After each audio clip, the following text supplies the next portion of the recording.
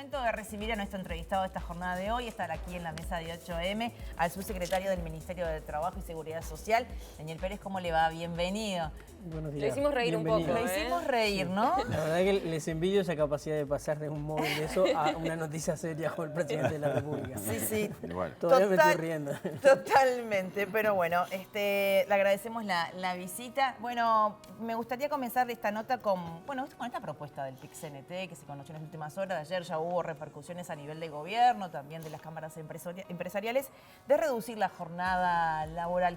¿Qué posición tiene el Ministerio? Ya algunos tenemos que no está ni pensado ni en la mesa analizarlo. Sí, a ver, yo creo que como una cuestión aspiracional me parece que es una cosa bien interesante, bien de trabajar en tratar de reducir la jornada laboral, hay que tratar de mejorar la calidad de vida de las personas cada vez más, eso creo que es una cosa positiva, pero no es una cosa que se puede hacer a lo loco, es algo que hay que hacerlo planificado y teniendo en cuenta además el cuidado por el empleo y por las empresas, ¿no? ¿Por sector debería ser? Por sector, yo creo que tiene una discusión entre los sectores para ver, porque las realidades son muy distintas. Hay lugares donde se puede llegar a hacer y esto podría con impacto, porque siempre acá lo que hay que mirar también es la cuestión de productividad. Usted imagínese, no importa qué sector, pero yo hoy tengo un régimen de trabajo, por ejemplo, de 48 horas y facturo X cantidad de dinero, pago X cantidad de salario, mañana voy a tener un régimen de 40 horas, pago el mismo salario, tengo entonces en menos tiempo que poder facturar lo mismo, porque si no, no es rentable la empresa. Entonces hay que trabajarlo muy bien eso. En los países que se ha hecho incluso el relevamiento que hace el propio PIC-CNT, la situación no es como, no ha sido general, tampoco ha sido de esta magnitud de cantidad de horas, a veces ha sido de una hora o por sectores específicos. Algunos de los ejemplos que se plantean son como muy extremos, ¿no? Porque por ejemplo decíamos, bueno, en el caso de los paramédicos, que largas jornadas de trabajo reducen la eficiencia, pero hablaban, por ejemplo, que en Estados Unidos se había bajado la jornada semanal a 80 horas. Sí, claro, después de que uno trabaja 80 horas, claramente que los riesgos son más altos, pero son casos extremos, entonces hay que mirarlo por sector y en algunos casos por empresa. Imagínense tamaños de empresa, una empresa chiquita, yo soy un comercio, tengo un almacén, tengo un kiosco y dice, bueno, redujo la jornada laboral, o sea, tengo menos tiempo abierto, si no vendo lo mismo, no se sostiene. No se sostiene que capaz que tenía 2 empleados y paso a tener 1, o termino cerrando. Entonces, en realidad, lejos de favorecer, puede ser... ¿Y cuáles son los rubros en los que sí se podría llegar a ver? Porque lo que habla del PIC-CNT es que, bueno, reduciendo la jornada laboral se tiene más tiempo libre, ocio para generar, ¿no? Experiencias de vida que te motiven a ir a trabajar. ¿Cuáles son las ramas en las que sí se podría llegar a aplicar? Sí, por eso digo, eso es en uno aspiracional, creo que voy a hacerlo. Yo creo que la discusión que hay que hacer es que esto no puede estar desatado de la productividad. O sea, yo tengo que lograr generar productividad. Usted imagínese, por ejemplo, yo que soy una empresa de acompañantes. ¿Cómo hago para mejorar la productividad ahí? Porque yo necesito cuidar a una persona. Tiene que tomar más personal. Todos los días. Tiene que tomar más personal. Entonces, ¿cómo hago para generar eso y mantener el salario y que la empresa siga siendo rentable? ¿A nivel público, quizás? ¿De oficina? Bueno, pero Sí, pero a nivel público sí, bueno, pero ahí de vuelta, si yo reduzco eso, si no logro mejorar los niveles de productividad, de eficiencia, porque el ciudadano del otro lado me reclama que yo atienda, que haga todos los trámites, porque yo le digo, mire, cerramos a las 5, pero ahora no, ahora vamos a cerrar a las 3. Entonces, en vez de atender 10, atiendo 8. Entonces, si en los lugares donde se pueda incorporar, por eso hay que discutir mucho el tema de productividad, se puede incorporar tecnología, revisar los procesos de forma de poder generar más productividad, eso se puede hacer, pero hay que hacerlo por cada rama, por cada sector de actividad y también mirar esto de los tamaños de las empresas. No es lo mismo una empresa grande que incluso te puede hacer economía de escala, capaz que incorporar una máquina tecnológica muy grande que las micros o medianas requiere inversión, claro, que una empresa que tiene 10, 5 o 3 empleados, no es lo mismo. Hay dos conceptos que usted viene manejando muy claros, ¿no? Que es el de productividad y el de rentabilidad, ¿no?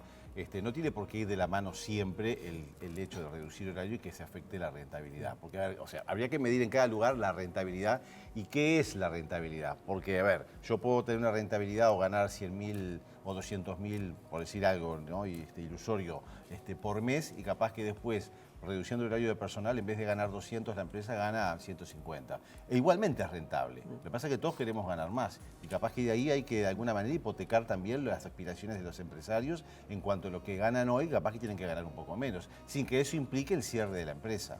Sí, eso Entonces, ¿qué hay que hacer? ¿Hay que analizar caso por caso la rentabilidad? Sí, sobre todo hay que mirarlo por sector de actividad en primer lugar, porque hay claramente sectores que puede ser más fácil que menos, en sectores más vinculados donde puede haber sustitución de tecnología puede ser más sencillo que en otros casos. En caso, como yo diga, una empresa acompañada es mucho más difícil porque ahí no hay forma de sostenerlo, pero yo más que la rentabilidad diría en ese caso las empresas me preocuparía un poco menos. A mí me preocupan más, yo le digo, una pequeña empresa, un comercio, un kiosco, una mercería, que cómo hace en ese caso para su... Bueno, capaz que se puede inventar procesos y uno dice, bueno, con e-commerce en realidad puedo generar la misma cantidad de ventas en menos tiempo. No lo sé, hay que, o en distintas estrategias comerciales, o algún proceso, o capaz que puedo reducir tiempos de procesos productivos que me permite producir la misma cantidad de cosas que produzco hoy con menos horario de trabajo. Hay que analizarlo, discutir, por eso yo lo quiero atar mucho más que a la rentabilidad al tema de la productividad, decir, bueno, ¿cuánto produzco hoy una empresa que hoy es rentable? Bueno, ¿cuánto produce hoy con esta cantidad de horas? Si yo reduzco la cantidad de horas, si va a poder producir lo mismo. Me parece que esa es la discusión y hay que tener una discusión muy fuerte en eso, porque además, si nosotros logramos mejorar la productividad, podría llegarse no solo a ocurrir esto, sino que incluso se puedan mejorar los salarios de las personas.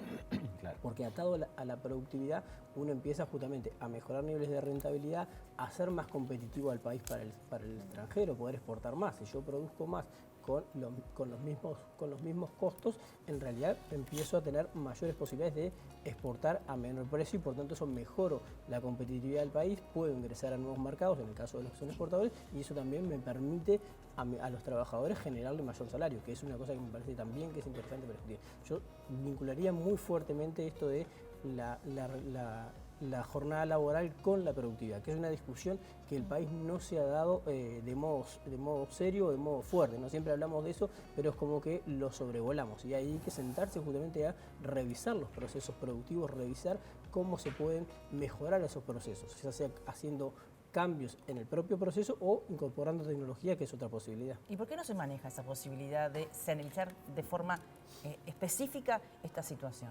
Nosotros nos parece que esa es la forma en que justamente hay que hacerlo, pero justamente hay que hacer una discusión, sentar trabajadores y empresarios, sector por sector, a sentarse a discutir y en algunos casos empresa por empresa, porque yo digo, un sector cualquiera, no es lo mismo un supermercado, una gran superficie, que un supermercado, de barrio, de barrio. Entonces, ni Está siquiera son los dos cortes. Igual algunos, las grandes superficies están teniendo tecnología ahora. Por ejemplo, ese es un lugar donde capaz que se pueden sentar empresarios y bueno, podemos revisar el proceso o cómo incorporando tecnología yo puedo en realidad generar los mismos. Igual allí hay que vincularlo también con el tiempo horario porque también nosotros queremos llegar a las 9 de la noche, muchas veces salimos de trabajar, a ir al supermercado a comprar. Entonces, pero si uno logra mejorar la productividad a partir de tecnología o ahí puede...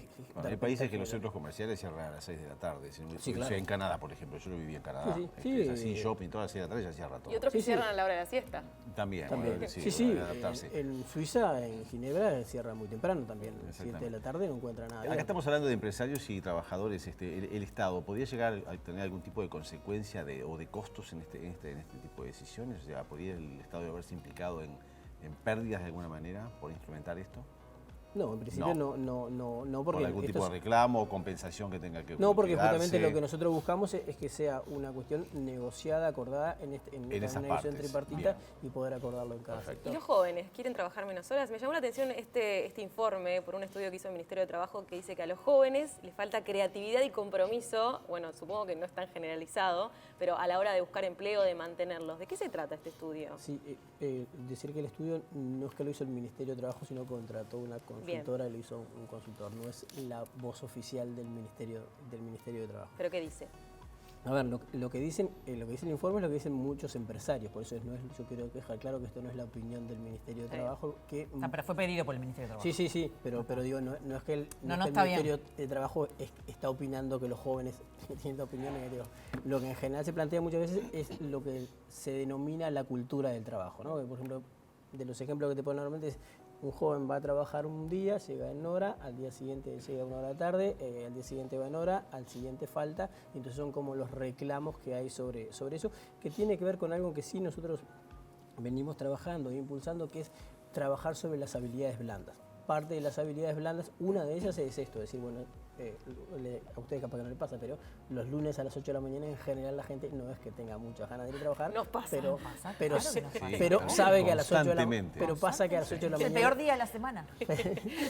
Pasa que a las 8 de la mañana uno va igual. Entonces lo que dicen muchos de los empresarios es que de repente la persona incluso llega tarde y ni siquiera avisa y entra como si hubiese llegado en hora, digamos. Entonces hay que trabajar con los jóvenes más sobre esas cuestiones, sobre generar lo que son las habilidades blandas, las habilidades de trabajo, que en muchos casos ha cambiado. Entre otras cosas porque los jóvenes hoy quizás dan un valor distinto al trabajo que al que le damos Sí, nosotros. totalmente. A ver, no trabajo los fines de semana. Totalmente. O sea, lo que te dicen ahora, sí, pero de lunes a viernes 6 horas capaz. Y además hay oficios que corren peligro de extinción, ¿no? Hoy en día el sueño del adolescente es ser influencer, es ser creador de contenido, trabajar en tecnología. ¿Qué va a pasar con los mecánicos, con vidrieros, etcétera, ¿no? Eso también se analizó. Bueno, claro, eso es una cosa que ocurre también, es como en otra época la fiebre del oro, ¿no? Dice, bueno, encuentro una mina de oro, encuentro pepita, esto es más o menos, ¿no?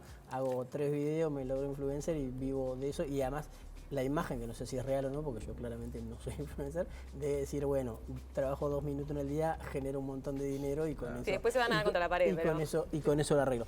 Pero claro, también yo creo que tiene algunas cuestiones generacionales. No es el caso tuyo, seguramente, Jimena, pero en mi caso sí, es que nosotros nos quedamos en generaciones donde el empleo era muy difícil de conseguir, entonces valorábamos mucho el empleo y nos aferrábamos mucho cuando teníamos la oportunidad de conseguir empleo. Hoy no existe tanta ese nivel de escasez, entonces los jóvenes también hay cambios generacionales que valoran otras cosas, entonces eso, valoran mucho más el tiempo libre, valoran mucho la creatividad, entonces eso genera una cuestión. Pero yo quiero, por eso decía que no es la posición oficial del Ministerio, porque es verdad que los jóvenes tienen esta situación que en algunos casos, pero también es verdad que hay muchos jóvenes que tienen muchas ganas de trabajar, muchos jóvenes Sí, que sí, le no ponen es muchas ganas. generalizar. Digo porque nosotros, entre otras cosas, promovemos el programa Yo Estudio y Trabajo, que también decimos, y lo que yo le digo a las empresas es, los jóvenes quieren trabajar, están estudiando y quieren trabajar. Pero sí es verdad que es una generación distinta, ¿no? Tenemos que ir cerrando. Hace una semana el Instituto Nacional de Estadística dio datos sobre la situación de desempleo en Uruguay. Y se habla mucho del desempleo que hay en el interior del país, más que nada en 33 en Artigas y Paysandú, que no tiene nada que ver con el resto. ¿Cómo se evalúa desde el Ministerio de Trabajo el interior y más que nada esa zona? Sí, a ver, la situación del interior, hay una cuestión que es histórica y es que el interior en general tiene mayores niveles de desempleo que Montevideo. Eso es histórico. Y de informalidad también. Y de informalidad también, sobre todo en la zona de la frontera. Nosotros ahora estamos terminando otra consultoría justamente que busca generar iniciativas de política para reducir la informalidad en la frontera con Brasil y en la frontera del litoral norte con Argentina, porque son 2 focos bien importantes que reducen. Entonces, esa es una situación histórica. Hay algunas cuestiones que son puntuales, ahí hay que mirar si son cuestiones estacionales, porque a veces ocurre que un mes salta el desempleo, y también hay que mirar por qué ocurre. En el caso de Paysandú, por ejemplo, que uno mira y dice, bueno, efectivamente hay un desempleo, cuando uno mira ese aumento de desempleo se genera por aumento de la tasa de actividad, no por pérdida de puestos de trabajo.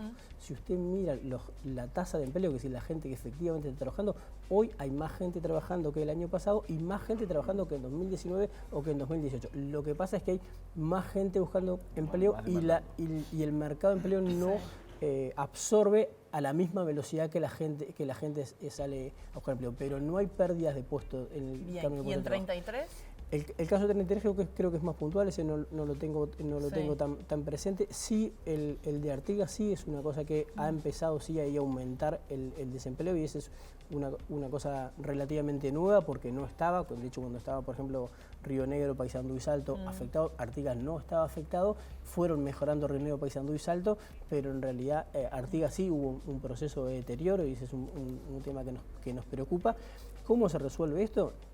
Yo creo que esto se resuelve generando oportunidades de inversión, por eso hay que trabajar mucho en lo que tiene que ver con conseguir nuevos mercados y lograr que además haya más inversión privada, inversión extranjera, pero que no toda se radique en Montevideo también, porque lo que ocurre muchas veces es que el polo de atracción es Montevideo y no generamos emprendimientos. Usted dice que esto es histórico de alguna manera, digo, bueno, pero siempre estamos corriendo de atrás, o sea, es histórico, pero seguimos sin lograr inversiones adecuadas en esas zonas. No, por eso, yo creo que hay que trabajar con eso. Yo lo que decía con esa historia es decir, por ejemplo, a ver, Salto tenía 13,5 de desempleo en 2019, ¿no? Después de eso nos ocurrió la pandemia, nos ocurrió la crisis de Argentina, entonces todo eso se vio afectado. Y lo que digo es que el desempleo en esa zona se dio no por pérdida de puestos de empleo, sino porque hay más gente buscando trabajo. No es que hay pero sí hay que trabajar. Lo que pasa es que ahí justamente poder mejorar, flexibilizar el Mercosur, lograr otros acuerdos que nos permitan generar, entre otras cosas, traer mayor inversión y esa inversión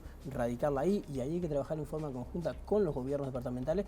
En otras épocas, tal vez visto la Intendencia de San José u otras, que generaba incentivos específicos para que las empresas se radiquen en esos lugares. Nosotros necesitamos radicar más inversiones e inversiones grandes en esos lugares.